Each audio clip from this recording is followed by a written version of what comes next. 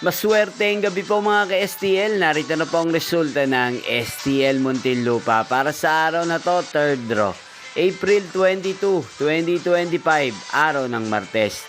Naway ang mga natayaan nyo po mga numero kanina ay manalo nawa ngayong gabing ito, 9 PM. Kaya kunin nyo na po ang inyong mga tickets. Narito na po ang resulta. Ang mga numerong nanalo sa STL Muntinlupa ngayong gabing ito, April 22, 2025, 9 PM. Third draw result 27 at 17. In exact order. Sa lahat po ng tumaya kanina sa STL Muntinlupa para sa third draw ng 27 at 17. Congrats po sa inyo, panalo po kayo. At ngayong gabing ito sa STL Muntinlupa, atin pong i-shoutout si Kuya Rapi ng Muntinlupa na lagi ding nanonood sa channel na to.